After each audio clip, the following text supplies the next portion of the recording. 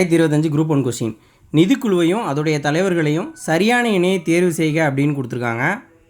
12ஆம் வகுப்பு பொருளியலில் 9வது பாடம் நிதி பொருளியல் அப்படிங்கிற பாடத்தில் இந்த நிதிக்குழுவோடைய வரலாறு அப்படிங்கிறது கீழே ஒரு பாக்ஸில் இந்த விஷயங்கள்லாம் கொடுத்துருப்பாங்க. முதல்ல என்ன கொடுத்துருக்காங்க, 4ஆம் நிதிக்குழுவுடைய தலைவர் வந்து ஏகே சந்தா அப்படின்னு கொடுத்துருக்காங்க. 4வது நிதிக்குழுவுடைய தலைவர் அப்படின்னா ராஜமன்னார். சந்தா வந்து 3வது தலைவர். அப்போ சந்தா வந்து 3 இங்கே தவறாக கொடுத்துருக்காங்க.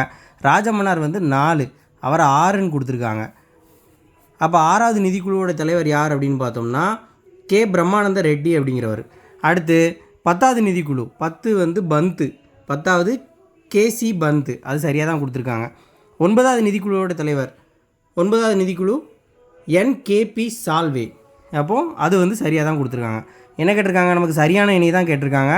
2வது இணையும் 4வது இணையும் ஆப்ஷன் பி 2 மற்றும் 4. இந்த பாக்ஸ் வந்து ரொம்ப முக்கியமான பாக்ஸ், தயவு செஞ்சு படித்து வச்சுக்கோங்க.